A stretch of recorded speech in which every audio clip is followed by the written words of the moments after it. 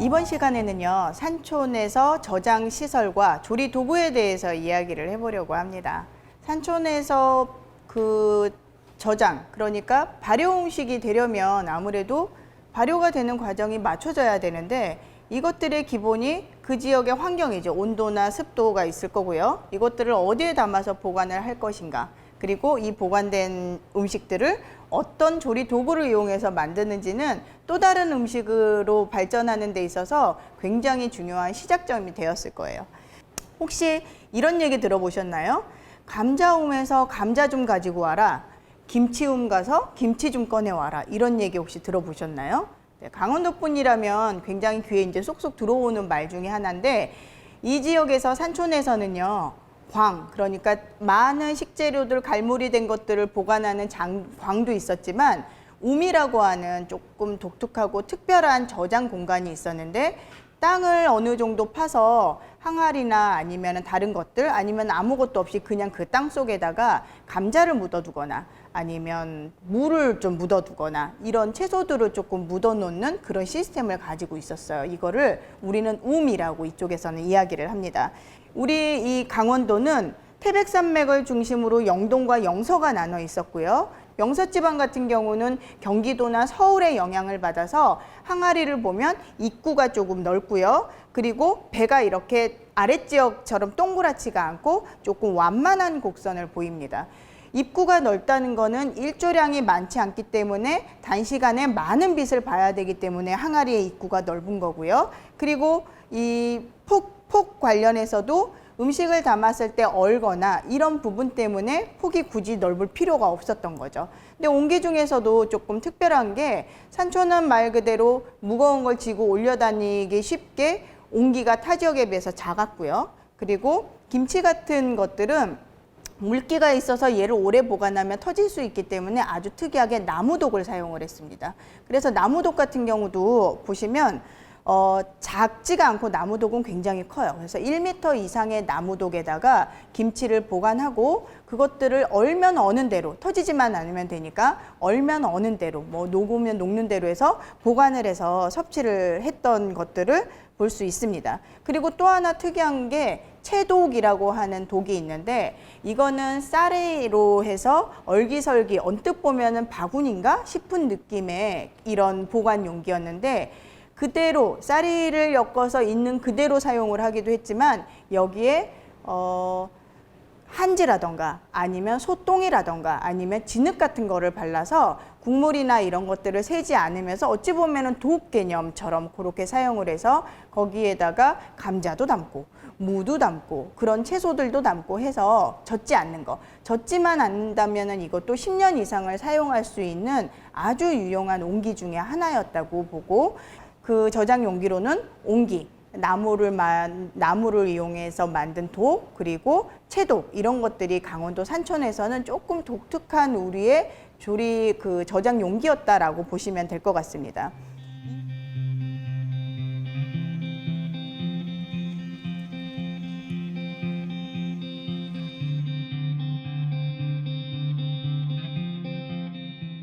조리 도구로 인해서 음식 이름이 만들어지는 것들이 있어요. 옥수수나 메밀, 감자를 이용해서 그걸 그대로도 섭취를 하지만 보관을 하고 음식을 만들어 먹을 때는 조리 도구가 분명히 필요했으니까, 예를 들면은 올챙이 국수라고 하는 거죠. 올챙이 국수 들어보셨죠? 올챙이 국수는 조리 도구로 만들어진 음식이에요. 옥수수를 가루를 내서 잘 보관했다가 가루를 곱게 내서 이걸 마치 묵을 쓰거나 아니면 죽을 쓰는 것과 같이 끓입니다. 잘 끓여서 주박같이 생긴 데 구멍이 뽕뽕뽕뽕 뚫려서 그 죽을 부으면 밑으로 뚝뚝 떨어지는 모양이 농도에 따라서 길기도 하고요. 아니면 되직하기도 하는데, 처음 물방울이 떨어지는 것처럼 밑에는 동그랗고 끝에 꼬리 모양이 이제 길게 쭉쭉 늘어지는 것들이 바로 찬물로 들어가면 정말 올챙이가 이렇게 헤엄치고 있는 모습과 같이 이것들이 만들어집니다.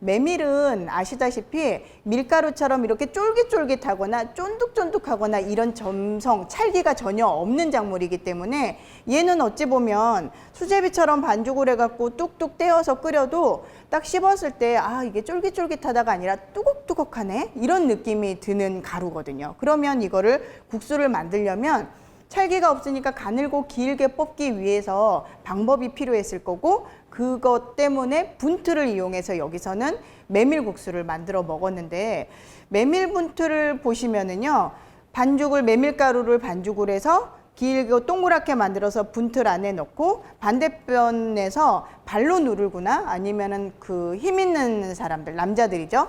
2명, 3명이 붙어서 눌러 내려서 압을 가하면 밑으로 이제 국수가 실타래처럼 이렇게 쭉 내려오는 거죠. 이거는 밑에는 분명히 끓는 물이 이제 있어야 되는 거죠.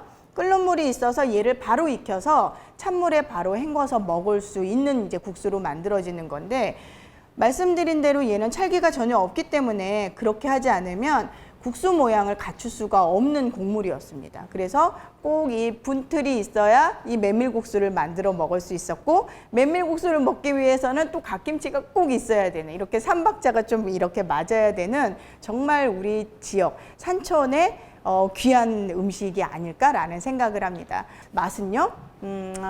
한번 드셔보시면 좋을 것 같아요. 제가 강원도 음식을 이야기를 할 때 단아하다라는 표현을 쓰는데 이게 맞는지는 모르겠습니다만, 단아하다, 화려하지 않고 그렇다고 또 천하지도 넘치지도 않고 부족하지도 않는 표현을 제가 좀 단아하다라고 하는 고급진 표현을 쓰는데, 강원도 음식이 조금 단아하다라는 표현을 쓰고 싶을 정도로 올챙이 국수를 먹으면 그런 느낌이 있지 않을까 싶습니다. 산촌에서는 더군다나 작물이 많지도 화려하지도 않았기 때문에 국수 하나를 만들기 위해서는 동네 잔치가 벌어져야 됐던 거고요. 그 맛의 이 유무를 떠나서 입으로 들어오는 그 식감은 어떤 것 못지않게 정말 귀한 음식으로 할 수 있을 만큼 많은 노동이 필요했던 음식이고, 그 노동에 앞서서 꼭 조리 도구나 장비가 필요했던 음식 중에 하나입니다.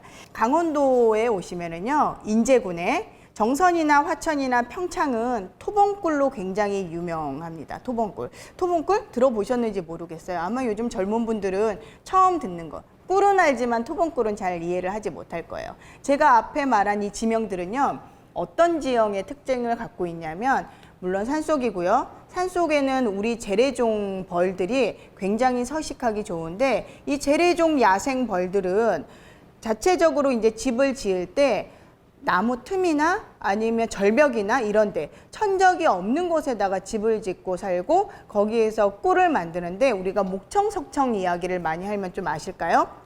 이 꿀은 그렇게 만들어지기도 어려울 뿐더러 구하기가 너무 어렵기 때문에 약으로 사용을 했습니다. 꿀이라고 하는 거는 우리의 전통 식문화에서 봤을 때 감미료를 넘어서 이거는 약이었죠. 약. 그래서 이 토봉꿀은 지금도 우리나라에서 제일로 알아주는 게 강원도의 산촌에서 난 토봉꿀을 제일 많이 알아주고요. 약초에서 나는 꽃이 늦가을까지 나니까는 벌들이, 야생벌, 우리 토종벌들이 활동하기가 너무 좋은 지형을 가지고 있었던 거죠.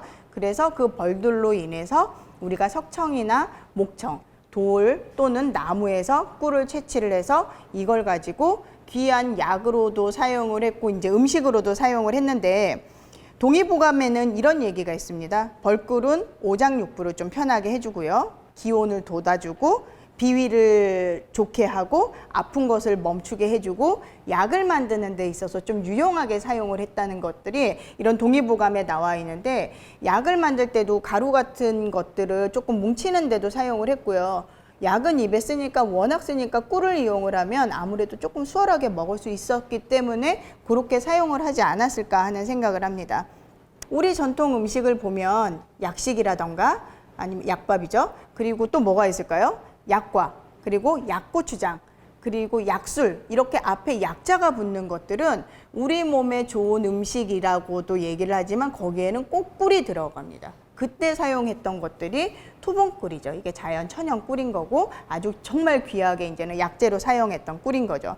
그러니까 아언각비에도 이런 얘기가 있죠. 우리나라에서는 꿀을 흔히 약이라고 하고 밀주, 약주라고도 한다. 그래서 밀반을 약반이라고 하고 밀과를 약가라고 한다. 앞에서 말한 내용이 그대로 이렇게 고문원에도 나와 있듯이 굉장히 중요했고, 이렇게 강원도 산촌에는요, 지형에 맞게 그 지역에서 나는 이런 산촌에서 나는 임산물이나 아니면은 우리가 밭작물을 통해서 음식을 만들어 먹을 수 있는 조금 특별한 조리 도구가 필요했고 저장 시설이 분명히 필요했습니다. 그래서 음식 문화가 꽃피울 수 있는 건 우리가 가지고 있는 것들을 최대한 많이 서로 공유를 하고 또 체험을 하고 알아보는 관심이 아닐까라는 생각을 해봅니다.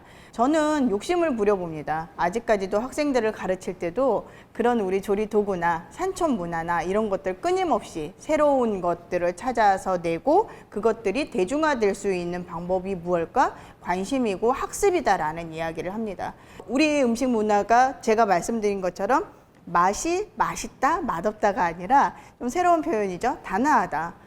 외국 친구들 보면 먹고서는 뭐 beautiful, 막 amazing 이런 것들이 사람이나 다른 데 쓸 수 있는데 음식에다 그런 표현을 쓰는 것처럼 맛이 어떠니? 라고 했을 때 맛있다, 맛없다가 아니라 정말 뭐 근사해요. 뭐 빗방울이 떨어지는 맛이에요. 라던가 아니면은 우리 할머니가 어렸을 때, 엄마가 어렸을 때 먹었던 그런 느낌이에요. 뭐 이런 것들을 좀 표현할 수 있는, 그래서 아이들하고 같이 그렇게 같이 공부를 해보면 또 어떨까 하는 생각을 합니다. 자, 이것으로 제가 여러분에게 전달은 잘 됐는지는 모르겠지만 강의를 마무리하도록 하겠습니다. 감사합니다.